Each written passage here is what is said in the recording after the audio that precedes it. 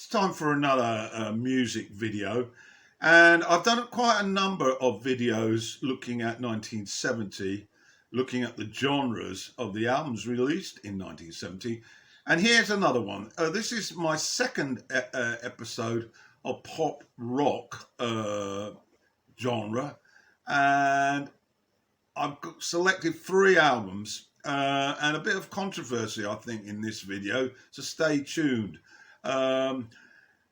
Let's get started, and I want to kick off with an album called Parachute by the British band The Pretty Things. It was their 5th studio effort, recorded at Abbey Road Studios, which is significant, I think, and I absolutely adore this album, and I'm going to go into it now and explain why I love it. Let's begin. The Good Mr. Square is the opening effort on this album, and just a brief bit about how I see this in the context of the whole album. It sort of replicates the sort of 3-part harmony that the Beatles had become famous for on their album Abbey Road the year before. But then 2 songs later, the group assembles an interconnected suite of 3 songs, very much like what took place on Abbey Road on side 2. The bassist Wally Waller's vocals on Sickle Clowns, which turns up on the second side, has a very throaty, mad anguish type style, reminiscent a little bit of John Lennon on Year Blues on the White Album. And Happiness is a Warm Gun is also indicative of that. This was the first album by the band without their influential guitar player, Dick Taylor. There will be a slide with the band details and the track details. And now I'm going to go into those tracks one by one. Opening up, scene 1.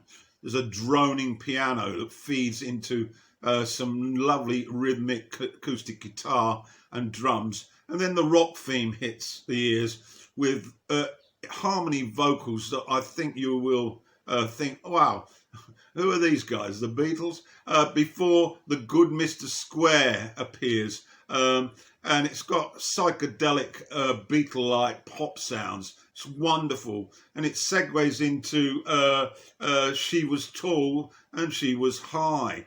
Continues really the drug-induced pop field, and then we move on to the suite, the 3-song suite in the Square. Beautiful keyboard sparkle on intro, and those exquisite harmonies added to the delicate lead guitar then leads us on to the second phase of this suite, the Letter, which picks up the beat at a canter and builds slowly before segueing into the third piece, Rain. And this is where the rock band emerges, and it's glorious. May's vocals remind me of Ian Gillan a little. Silky bass runs as well, and exotic guitar solos back in the mix. It's absolutely delightful. Yeah, Miss Fay Regrets. It's a bit of an anticlimax after those openers. Standard rocker, though, at post. But then track 4, Cries from the Midnight Circus, really gets you back on key, so to speak. Crunching rhythm guitar adds to the manic vocals, and there's some killer lead guitar here, which is short and very compact. It's very rock-like. And then we're into side B.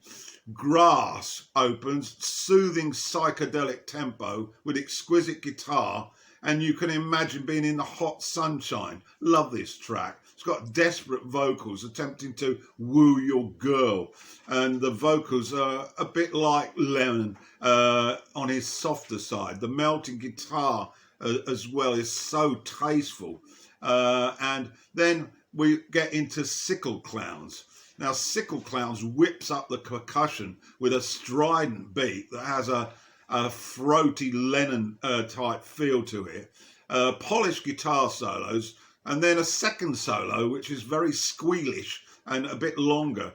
A funky percussive bridge, and then go on again to the finish. And I'm going to read the lyrics to Sickle Clowns to give you some idea of this part of the album. Down by the river, 3 sickle-mounted souls lay wind on the green lave, digging their rock and roll. Hey, hey, digging their rock and roll. Flashed by the wild geese, the silence it did tear. Sticks swing in violence, young American murdered there. Hey, hey, young American murdered there. As one soul lay dying, only 2 were there to care. On through the valleys, sad sickle clans they ride. Pressed right against morning, pressed tight against morning, beneath the blackened sky. Hey, hey, beneath the blackened sky. There on a hill of gold wild children play. They bend to pick the flowers, the sun dissolves the day. Hey, hey, the sun dissolves the day. If you can't close one eye, then turn the other way. Faces bark in anger, with savage bitter words. Twists against the friendship, with rapid shots they're blurred. Hey, hey, with rapid shots they're blurred. There by the highway, 2 sickle clowns melt on flames, they burn without the knowledge. Oh, why their lives were claimed. Hey, hey, why their lives were claimed. And as the smoke drifts skywards, we search for those to blame. Thanks to the dog for added harmonies on that one. Yeah, it's 7 in the morning here, and he's keeping an eye on outsiders trying to get too close to the gate. But anyway, that was my rendition of Sickle Clowns. It will be on the slide, of course. Into She's a Lover. It's a standard pop rock song. There's an interchange of the lead guitar styles. It's very pleasant. And then What's the Use? A bit tongue-in-cheek, this. This ditty is full of hippie harmonising and a sing-along with old percussion noises. And then we get to the title track, Parachute. Very, very sweet on the ears, this one. Reminiscent of the Sun King of Abbey Road. Psychedelic mood rekindled. The harmonies dominate with liquid guitar solo to finish. Very much a little bit like Pink Floyd, I thought. But there's a funky piano that's joined to the lush harmonies with a sort of nod to Day in the Life, actually, towards the end. So in conclusion, if you've never heard this album, this probably was one of a pair that the Pretty Things released that are right up there. The previously SF Sorrow, which is regarded really as the first rock opera ahead of Tommy, and this one, Parachute, which is very much heavily influenced by Abbey Road, and it's almost on a par with it. Get to listen to it. Parachute by the Pretty Things. There's been a lot of activity this year and furore about my second choice, All Things Must Pass. I have to confess that prior to all this activity, I had really neglected this album, hardly gave it a listen when it came out, and dismissed it really. But obviously the enthusiasm prompted me to give it a re-listen. Third studio album by George Harrison, released as a triple album in November 1970, which was pretty radical. It was the first solo work after the breakup of the Beatles in April of that year, and a couple of hit singles that are very famous, My Sweet Lord, What's Is Life, and also songs such as Isn't It a Pity have been regarded as classics.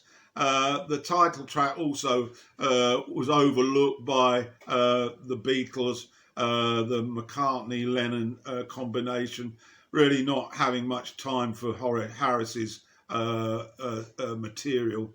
And this album reflects really to an extent Harrison's musical activities with artists such as Dylan, the band, Delaney and Bonnie, and Billy Preston during the previous 2 years. And he's grown as an artist beyond his supporting role with the Beatles. It introduced the signature sides of Harrison's musical ability, slide guitar sounds, and of course the spiritual themes that are present throughout this album. Barry Feinstein's album cover photo is worth noting, showing Harrison surrounded by 4 garden gnomes. And it really perhaps is a metaphor for the lack of attention in the Beatles. That's my thoughts anyway. Give this album its a full appreciation. One has to be aware of the musicians that walked into the studio to assist George. At the top of the pile was Eric Clapton and members of the Delaney and Bonnie band, which later were to become Derek and the Dominoes. And that sort of marriage probably owed somewhat to what was happening in this recording studio. We also had Ringo Starr, Gary Wright from Spooky Tooth, Billy Preston, of course, Klaus Vormann, John Barnum, members of Badfinger, and of course Harrison also introduced as co-producer Phil Spector and his wall of sound style production technique. And there was also the influence of Indian music on this album, a Western equivalent to gospel music. But the album nevertheless certainly identified hard rock, country and Motown among the other genres on this album. So given that long-winded introduction, I'm now going to go through a few of the sides. I'm not going to encompass all of them. That would take far too long. So I'm going to sort of pick, really, cherry pick. So let's get on with the track appreciation. Go to track one, I'd Have You Anytime, co-written by Bob Dylan. Beautiful, sweet pop song this, with restrained strings. It certainly has Spector's influence. And it was allegedly written with Bob at Woodstock, the famous festival. Track 2's is My Sweet Lord. Well, it's all been said, really. Glorious guitar intro. It's a big highlight. The radio played it to death, I recall. The gospel harmonies shine through. And then track 3's Wah Wah. The richness of his guitar comes through here. It rocks a bit as well, and some of the guitar work is pretty wicked.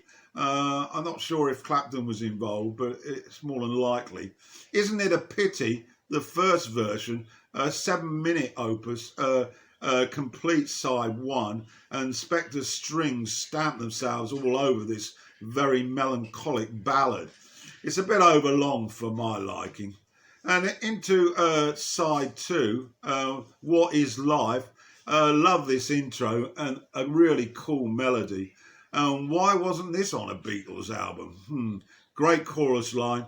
The pretty short lead guitar pieces are just about enough. And I'm going to go through the lyrics to this one to get a feel of where George's mind was. What I feel I can't say, but my love is there for you any time of day. But if it's not love that you need, then I'll try my best to make everything succeed. Tell me, what is my life without your love? And tell me, who am I without you in my life? What I know I can do if I give my love now to everyone like you. But if it's not love that you need, then I'll try my best to make everything succeed. Tell me, what is my life without your love? And tell me, who am I without you by my side? Tell me, what is my life without your love? And tell me, who am I without you by my side? That's just a touch. I'm not going to read it all because it would take far too long. The complete lyric for that song will be on a slide. Continue with the track selection. If Not For You, this one is written by Bob Dylan. Very soulful interpretation of Dylan's songs with some pleasant piano and a very brief harmonica thrown in. Behind that locked doors next, it's a real country and western feel to this slow folk song. There's a pedal steel, very restrained sort of beautiful track really. Let It Down's next. The arrangements make this slowish bluesy ballad with occasional horns, very soulful. And it gets gospel-like appreciation towards the outro which is quite explosive. And then we're on to Run of the Mill. It closes the first half of this triple, an acoustic orchestral mix with idyllic vocals by George, and the horns dominate the latter part of the song. Side 3, this is the last one I'm going to go through in any detail. 6 sides is just overkill for this compilation video. Beware of Darkness starts us off. Typical George with tasty, delicate guitar work makes this mesh with the strings. Apple Scruffs. Sorry, that's the dog. He's got a hat on at the moment because he's had an ear infection. Singer-songwriter song this, acoustic guitar and the harmonica in tandem. Then we've got the ballad of Sir Frankie Crisp, Let It Roll. There's a piano and guitar intermeshing with hints of pedal steel. It has a warmth to this gentle pop song, and then a Waiting on You All, more up-tempo with a spiritual reference here. And there's those gospel tinges that filter in. And then the final track on the side is the titles track, All Things Must Pass. There's a lot of horns on here and the piano driving this ballad. It's a reflection, really, of what was behind him when he was with the Fab Floor. And again, I'm going to read a couple of verses to this one. Sunrise doesn't last all morning. A cloudburst doesn't last all day. Sees my love is up and has left you with no warning. It's not always going to be this grey. All things must pass. All things must pass away. Sunset doesn't last all evening. A mind can blow these clouds away. After all this, my love is up and must be leaving. It's not always going to be this grey. To verse 3. Now, the darkness only stays at night time. In the morning, it will fade away. Daylight is good at arriving at the right time. It's not always going to be this grey. And then the final chorus. Okay, so that's my take on All Things Must Pass. Brief summary then of this George Harrison album, which is regarded as his masterpiece. I enjoyed it, but I have some way to go on this. I need to listen to it. It sounded dated to me, but, you know, we are talking about 51 years ago. And perhaps I should have grabbed it by the horns way back when. It certainly indicates to all and sundry, really, that he was a genius for a lyric and also a fantastically talented musician, and really wasn't able to shine through 100% with the Fab Four. But, you know, this happens in life. Masters who we never get to know about, geniuses who were not found by the public. Okay, so that's my take on this album. I'll be interested in comments and any of the other 3 sides that I missed the boat on. Final offering on this pop rock episode 2 from 1970 is the first solo record by Paul McCartney. Of course, this followed the Beatles breakup, and the Harrison and Lennon albums had already been released, I understand. The question begs about this release: was it really a serious piece of work, or was it just a knee-jerk reaction to the fact that the 2 guys in the Beatles had already released their solo material? Or was it just a bit of fun by Macca? It's clearly a work in progress, and I would suggest that only 2 or 3 songs would even have been considered for a Beatles album, let alone got on it. I heard it on release and I thought it was absolute rubbish. I've listened again, a decade on, it didn't improve that much. I'm going to give it another go now. Recently listened to this, and let's go through the tracks. The lovely Linda, an ode to love, really. Very pleasant, but not exactly stunning. Track 2, That Would Be Something. It's a folk song of simplicity here, And Paul seemed to be testing out his capacity to play everything competently. Valentine Days next, very much a demo. Should have stayed one as far as I can see. Every Night. It's the first song of any worth, I think, so far, but hardly going to rush to the repeat toggle. And then Hot as Sunglasses, an instrumental with some odd vocals at the outro. Junk is definitely a good song. Paul's vocals coming to the top, a la the creme to the creme. Beautiful melody. Man, we was lonely. The positivity continues with a jocular tongue-in-cheek look at loneliness on the road. There's a nice guitar break in here. And so we get to Ooh You, guitars to the ready, loose style that goes nowhere.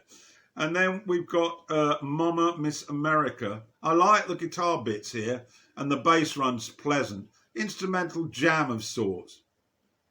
And then we get to Teddy Boy, a nostalgic look at youth, chirpy lyrics, and Macca sounds whimsical, with a few harmonies thrown in. And then Sing Along Junk replaces the earlier piano and acoustic guitar that purr together with some strings. A pretty Hofner-like performance prominent here. And then, of course, the standout, Maybe I'm Amazed. A timeless classic. The playing's a little rough around the edges, but the passion is there for all to hear. And a great guitar lick with some stompy piano and organ. Definitely stands out on this particular album. And Creen a Craw, to finish off, takes a minute to start, and then there's some bendy sort of guitar that kicks in and quickly disappears, replaced by percussion and the drums. It's pretty disposable, really. So, let's conclude, summarise Paul McCartney. Well, you probably gathered from my monologue that I ain't that keen on it. There are a couple of offerings that are certainly encouraging, but I really do think he must have made this as a bit of fun, really, because it's not serious as far as I'm concerned. I'll await all the backlash from you lot on this one. But that concludes my second episode looking at pop rock, 3 offerings. Remind you what they are: Parachute by the Pretty Things, All Things Must Pass by George Harrison, and McCartney 1.